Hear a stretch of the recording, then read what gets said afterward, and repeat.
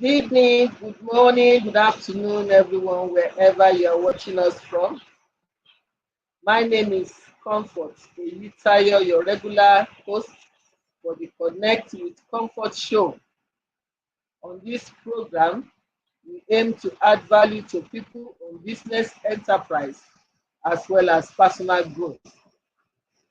Each show is organized to feature guests who are subject matter experts that can help us to throw more insight into the topic of the day. I'm glad you are able to join us today. You are very welcome. The topic today is a burning topic, not only for us in Nigeria, I think even globally, and that is navigating harsh economic landscape. In recent times, we have witnessed unprecedented challenges which has reshaped global economic landscape, and if I wanted to bring it home, has reshaped Nigerian economic landscape to a very large extent, I might add. This is from market volatility to rising inflation, supply chain disruption, and shifting economic dynamics. Some people would even say that what we are experiencing has defied all known economic theories. The world is faced and is still facing myriad of obstacles that have tested the resilience and adaptability of businesses, individual, and even governments alike. So it is crucial to acknowledge that there are challenges. These challenges are daunting, no doubt.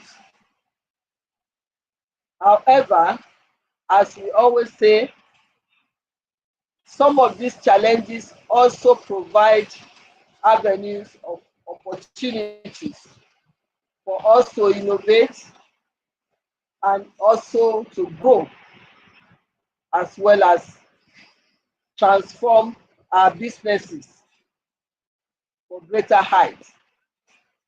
So navigating these turbulent times requires a lot of understanding of the complex economy, that the economic forces that are at play, as well as being proactive to identify and leverage on new strategies for successes. In our own climate, both small businesses and even big businesses are complaining, not to talk of individuals. And we know what is going on right at this moment in our economy.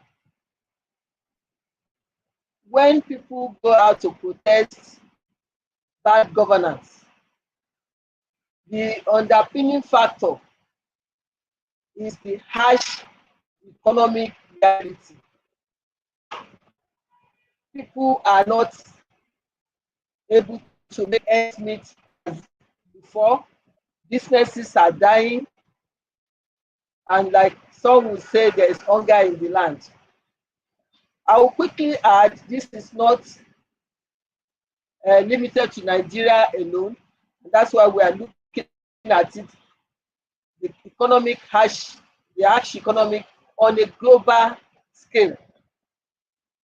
Whether you are a small business owner or a policy maker, like people in government, or entrepreneur, or just a concerned citizen, today's discussion aims to equip you with the knowledge and tools that you will need to make informed decisions on how to navigate the challenges we are facing and possibly other challenges that may be ahead of us.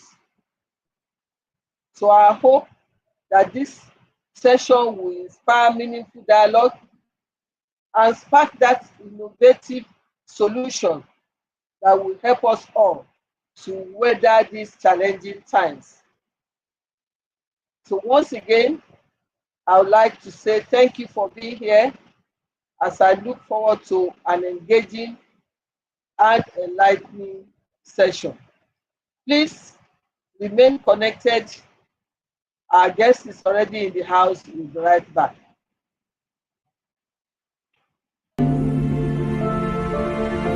Being relevant in your field of occupation is proof that you are properly educated. When my parents and I were thinking about my university education, Owen University Iwo was our first choice. Owen University helps you to get the most of whatever course you're studying and also educates you on how to excel in a competitive labor market. From the day I arrived here, I knew when I would graduate, and my mind has been positively transformed since then, thanks to my able lecturers. My name is Salome. I am a medical student, a sanctuary keeper, and a violinist at Boma University. To the medical world, remember my name.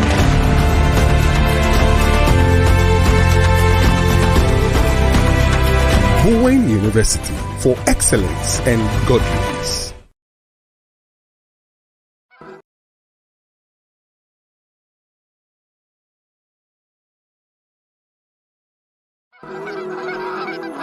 Great leaders don't set out to be a leader. They set out to make a difference. It's never about the role, always about the goal. Here's the 7 lessons we can learn from the geese. Number 1, sharing a common goal. As each goose flaps its wings, it creates uplift and aerodynamics orientation that reduces air friction for the birds that follow. By flying in a V formation, the whole flock achieves a 70% greater flying range than if each bird flew alone. Lesson: people who share a common direction and goal can get where they are going quicker and with less effort because they benefit from the momentum of the group moving around them. Make sure your team is aligned towards a common goal. Number 2, increasing visibility. Flying in a V formation increases the visibility as every goose can see what's happening in front of them. The lesson here is to make our organizations visible in both org chart directions. Having top-down visibility enables leaders to stay connected with the edges of the organization to make better informed decisions. Bottom-up visibility enables teams to see the bigger picture, engages them, and empowers them to better align themselves with the organizational objectives. If we have as much sense as a goose, we will stay in formation, joining those heading in the direction we want to go. The sense of community emerges with a willingness to work as a team. Not only is it more efficient, the flock together has better visibility of its surroundings and is more visible as a collective. Number 3, having humility to seek help. When a goose falls out of formation, it suddenly feels the friction of flying alone. It then quickly adjusts its mistake and moves back into the formation to take advantage of the lifting power of the bird immediately in front of it. Lesson: be humble to admit the challenges we face and to seek help as soon as we get stuck. This humility will enable you and your team to move faster and achieve more. If we have the sense of a goose, we will openly and confidently acknowledge when we need help and gratefully accept the support that is offered, and will fly harder to stay up with the flock so we can all go longer distances with ease. Number 4, empowering others to lead. When the lead goose in the front gets tired, it rotates back into the formation and allows another goose to take the leadership position. Lesson: empower others to also lead. Micromanaging and keeping tight control will burn you out. It will also disengage and demotivate others around you. People have unique skills, capabilities, and gifts to offer. Give them autonomy, trust, and a chance to shine, and you will be surprised with the outcomes. Number 5, always recognizing great work. The geese honk to recognize each other and encourage those up front to keep up their speed. Lesson: make sure we praise people and give them the recognition they deserve. Lack of recognition is one of the main reasons team members are unsatisfied at work and quit. It's very common for people. You are welcome back. Thank you for staying connected. We have a guest that is supposed to shed more insights for today's topic, but I think the network is playing up in the meantime. So we'll go through this topic while we await the input from our guests. Like I said in my opening remark, this topic is a very important one for all of us, either as business leaders, entrepreneurs, or even government. It's important because we all have, we all face economic hardship, and the current situation is something that concerns all. So we need to look at what can we adduce to the reasons for this economic hardship.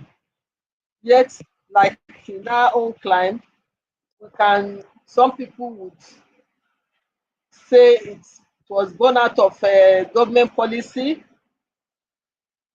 but at the end of the day, what does it mean to each one of us?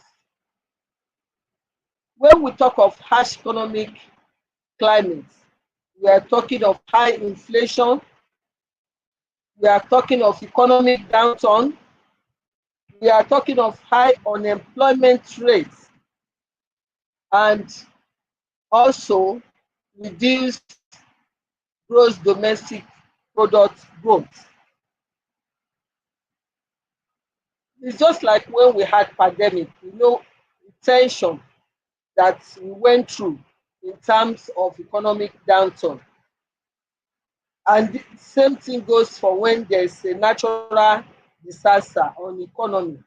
So all this amount to what we term as harsh economic landscape, when you are not able to make ends meet, and when businesses are no longer flourishing as they're supposed to flourish, and even some businesses go under due to inability to meet up their liabilities. So these are examples of what we can relate economic hardship to. Economic hardship for business owners include the decrease in consumer spending and its effect on various aspects of our businesses. Businesses are established for growth. No business wants to remain static. So when you have decreased customer or consumer spending, as the case may be, it will be difficult for your business to grow. That is one of the direct effects. There will be supply chain disruption. If you are in business, obviously you have some supply chain that will affect your business. There will be disruption, and if there are disruption in this supply chain, then you have rising costs of raw materials, because perhaps only fewer people have the material and the challenge of increasing the price will come in. There will be increase in competition, and therefore that would call also for the need for innovation. So those are challenges that businesses face in terms of economic hardship. Then you can now think of how do we combat this economic hardship. We cannot just throw up our hands in the air and give up. Like they say, quitters don't win and winners never quit. We must evolve strategies that will enable us to overcome or at least manage during the time of economic hardship as we have currently globally and particularly in our country, Nigeria. Some of the measures would, of course, include cost cutting. We have to devise a cost cutting measures in order to make sure that we limit our expenditure. This same advice goes to the government, as you may have heard during this protest period and even before the protest come on, that government should devise cutting measures and maybe reduce the cost of governance, which is the same thing. So the same thing goes for our businesses. We have to streamline operations to find a way of reducing overhead. Those are the costs, the direct costs that could quickly make a business go under. We also have to think out of the box to find excuse me, to find a way of diversification of the products and services that we render. We must look for opportunity to tap to new markets. The same way it applies to government also. We have been talking about Nigeria not depending on oil alone. To find other ways of generating this hard currency that gives our own currency the backing in terms of value. So it's the same way diversification is recommended for business owners during the time of harsh economic landscape. Excuse me. Then we also must try and leverage on technology, as we have come to realize that sometimes most of the things that we slave hours on end to do at a very high cost, and they are just routine things that technology, through the use of technology, we can achieve in minutes. That will also help us to reduce our costs by leveraging on technology and digital transformation in order to improve efficiency and even increase our production. So these are strategies for businesses to overcome or manage through the harsh economic landscape. It's also important for businesses and individuals, I would say, to ensure that they maintain liquidity and manage their cash flow. This is very, very key, because if you do not have, you may have a lot of money in terms of assets and non-liquid assets and all that. But where you need liquid funds or assets that you cannot easily get funds to pay, maybe settle your debt, pay suppliers or workers, it can be very challenging. So we need to balance our liquidity to make sure that at every point in time we remain liquid and ensure that we are able to meet our liabilities. That is the management of cash flow now. Then we also must look at other financing options. How do we assess other financing options during the harsh economy landscape? So those are things that will help us to keep our liquidity in check and manage our cash flow. The investment in assets that can provide stability during uncertain times is another way to make sure that we overcome erosion of our assets or value of what we have. As you will know, keeping cash both at hand or in bank at this present time does not make meaningful sense, because the inflationary rates in the economy would erode the value quickly, more quickly than even the interest that you may be getting from the bank if you are thinking of saving. So it's very important to look at other viable investment opportunity where we can tie down uh, uh, extra funds or cash resources. We also need to adapt to changing consumer behavior. Shifts in consumer priorities, such as focusing on essential goods and services. At this present, I will pause and take the contribution from one of our online viewers, Dr.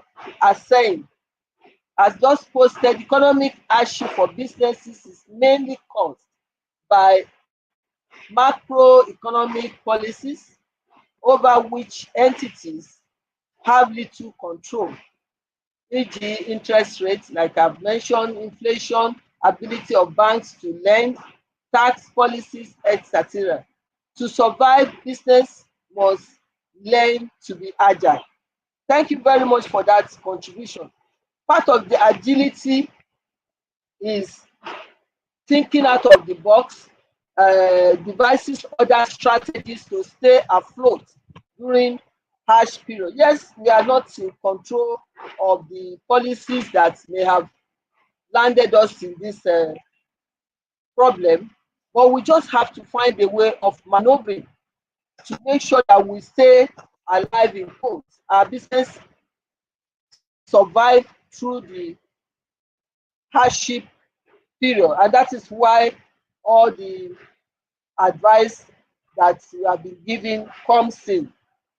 Cost cutting, diversification, leveraging on technology, digital transformation, as well as maintaining the balance of liquidity and managing your cash flow, doing other investments that can give you value for any extra fund that you have. Thank you very much, Dr. Asen. I was also saying that we need to adapt to shift in consumer priorities, such as the focus on essential goods and services.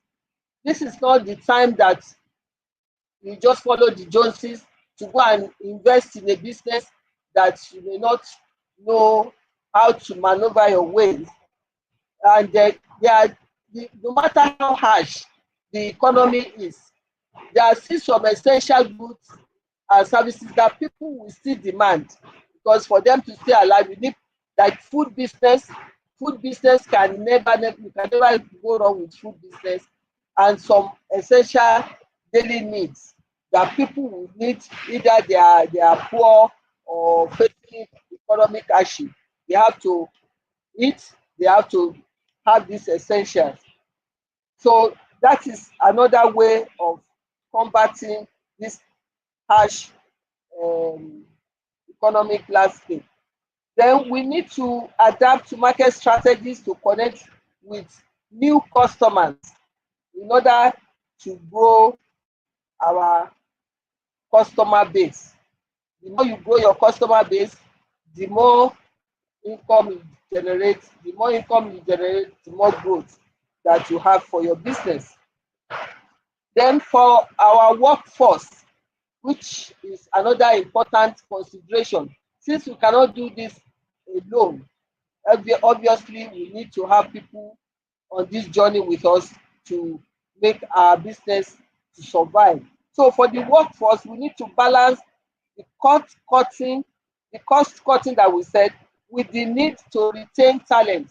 You must at this point identify your good hands. We all know that the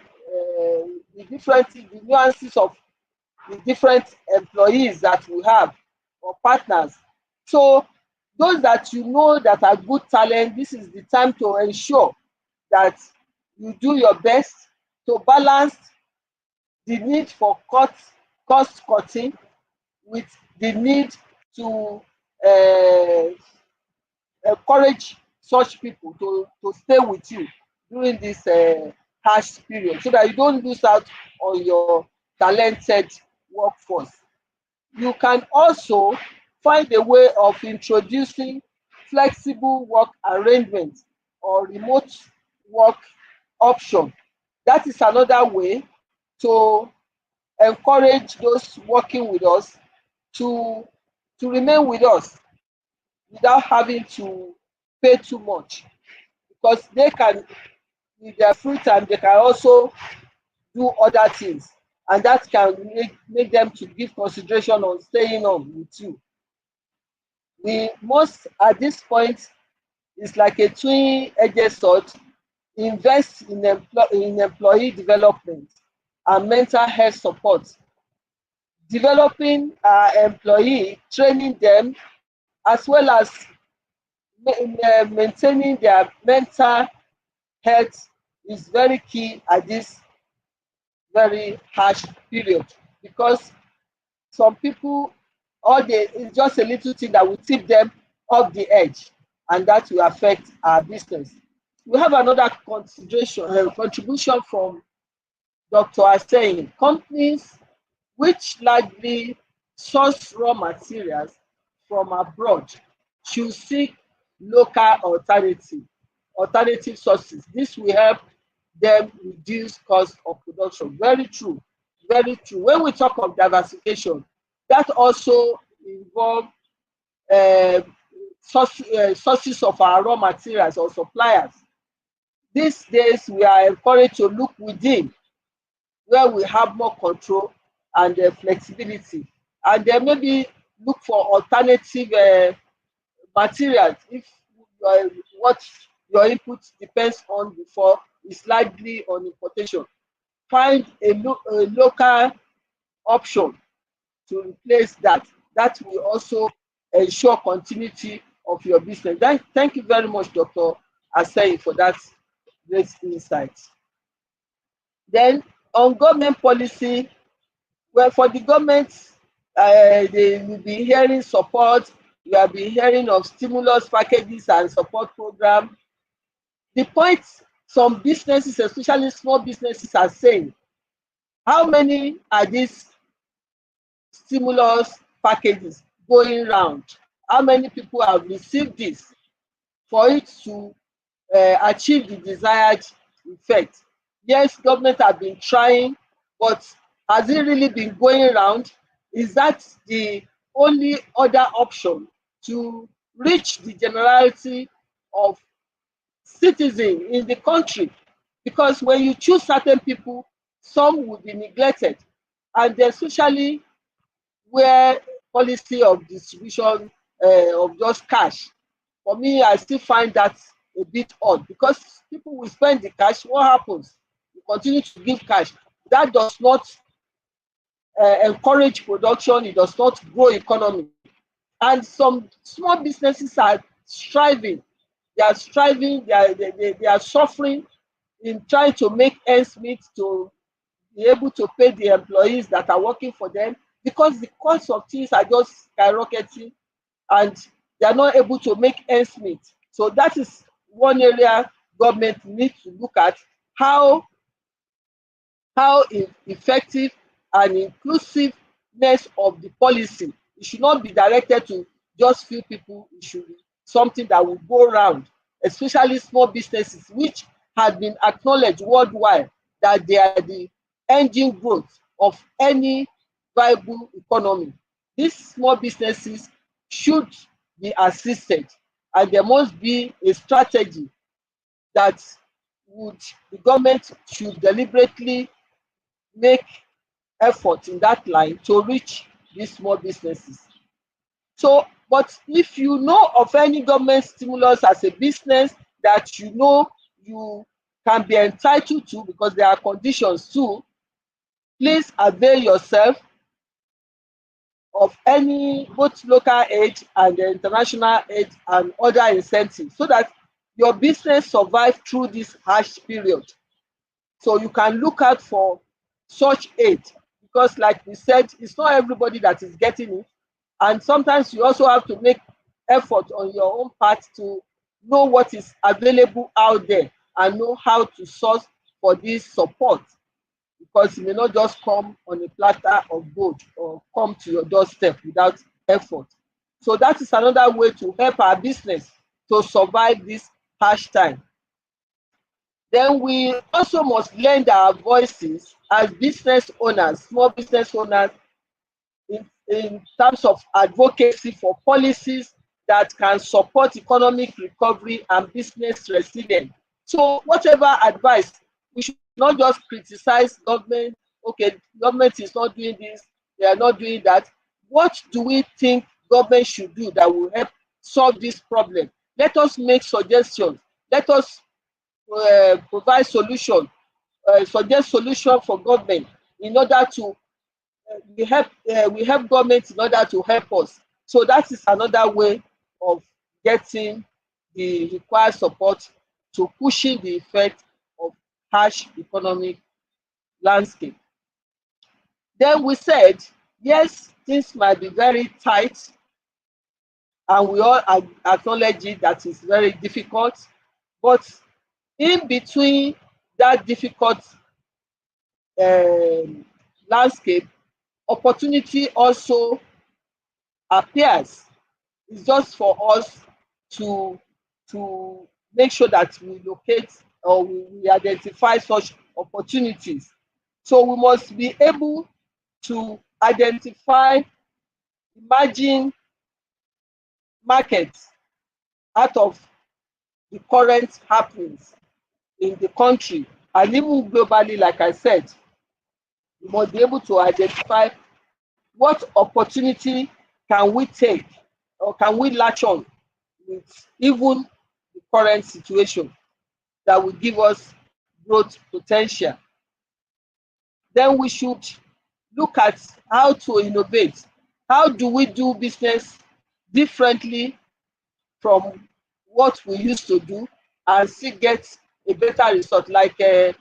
Asai was telling us that some businesses that depend on importation should look inward. So that's part of innovation. Things that we need imported raw material for, can we find an alternative in the country to help us continue our businesses without compromising quality, of course. Like somebody said, yes, it's bad that some big companies are exiting Nigeria because of the harsh economic climate. But it is an opportunity for those that are in similar businesses that are just growing, maybe medium level. It's an opportunity for them to grow. Excuse me. So we can look at it that way, that even that in that bad situation, there could be positive aspects for our business. We just need to uh, look out and think out of the box. And some people say even you may not even have a box at all.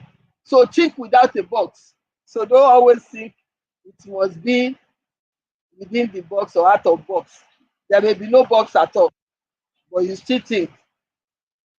Then we need to look at sustainability and social responsibility in all our business strategies. Business must be sustainable before we can think of growth. And then each business also has social responsibility.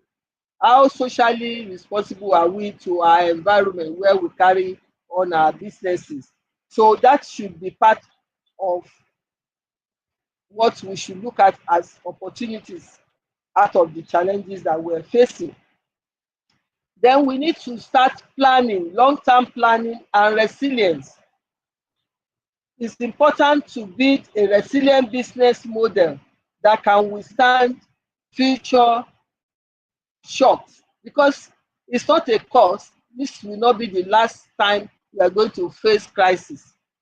When we faced crisis during the pandemic, people are lamenting, we have not seen this before, and of course you have seen some before in a different uh, form. Okay, we have a contribution from our online audience. Mr. Femi Jaisimi is advising us that we should stay informed and make data-driven decisions to overcome this economic hardship. That is very true. No guesswork, no rule of the thumb. When you have a backed up decision, data backed up decision, you can be as accurate as possible. You'll be very precise, and that would help you to hit the target, or like they say, bullseye. So it is important. That is part of the beauty of technology, that we say we rely on technology. It is important for us to stay informed by making sure that we rely more on data-driven decisions. That is, there are empirical data that will give us a basis for taking a particular decision or deciding to go a different way. Thank you very much, Mr. Jaisimi, for that beautiful contribution. Then we have, like I said, we must be able to plan and build resilient business model that will withstand future shocks.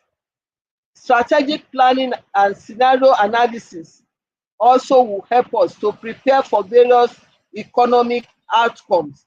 Don't just stick to one way. What if we do it this way? What if we do it another way?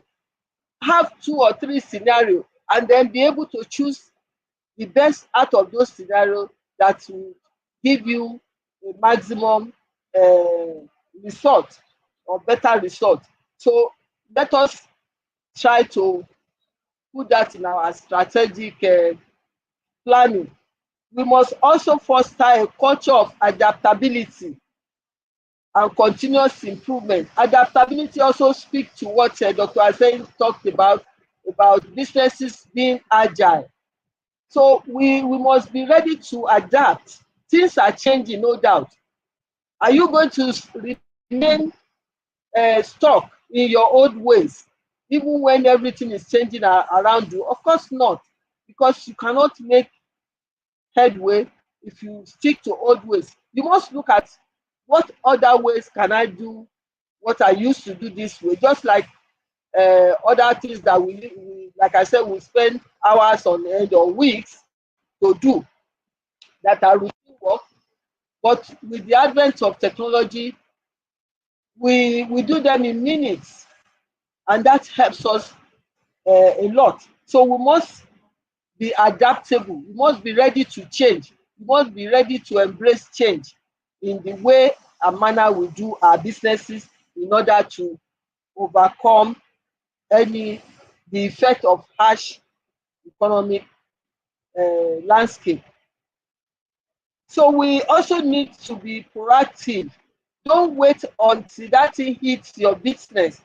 If you already see that the business fortune is going down gradually, don't wait until you are at the rock bottom. You must find a way of navigating the economic landscape How do you overcome? How do you get out of it? How do you survive? The importance of collaboration in this wise cannot be overemphasized. Don't think that it has to just be you alone. You can collaborate, and in collaborating with other in collaborating with other people of similar business, in collaborating with other people in similar business, you'll be able to achieve more, and then at lower cost. Sorry. So you'll be able to achieve more at a lower cost. So let us collaborate more with other people of similar business interests. Then it can also help us in overcoming community support when we collaborate with others in that community. We have to have a cautiously optimistic outlook for recovery and growth in the long term. The reason being that, yes, as harsh as it is, we want it to happen overnight. The harshness of this climate, of this economic climate, did not happen overnight. It started gradually, and it crept on us, but we also have to be patient that gradually, with all the measures that we have been talking about, we'll be able to overcome the hardship, and not believe that you should just go overnight. So in conclusion, I would want to opine that to navigate a harsh economic landscape, it demands resilience, adaptability, and a proactive approach. While challenges may be daunting, they also present opportunities for growth and innovation. By staying informed, making strategic decisions, and remaining flexible, individuals and businesses can not only survive but thrive in difficult times. As we continue to face as we continue to face economic uncertainty, let us remember the power of collaboration, creativity, and perseverance, so that together we can chart a course through these challenging times and emerge stronger on other side. We have an addition from one of our online audience. In addition, unnecessary free space in the office should be put to earn income. That is very good, Taiwo Ojo, Taiwo Ojo, streaming from US. Thank you very much, Taiwo, for that great contribution. What that is telling us, that we have said we should look at other means of any income, or overcoming cash flow problem or liquidity. That's another way. If you have something, not only office space, if you have something that you are not putting to good use, why don't you let it out or sell it? Don't just keep it idle. And it could even be a wasting asset. Some people that are fond of putting amounting cars, that is a wasting asset. This is the time, the car that you are not using, this is the time to sell it off, unless if it's useful to you. I'm not saying just sell your car off. If it's extra one, I'm not saying you have to have a car to be mobile. So thank you very much, Taiwo. We have another contribution from Dr. Asen. He said, based on scientific data, scenario planning can be done to determine policy option. Very true. We said it, that it's always advisable to have 2 or 3 scenarios, so that you gives you option.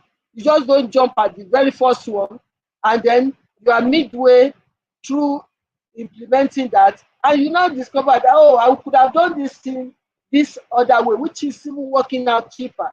So let us put that as part of our plan, our strategic plan, that we design scenarios.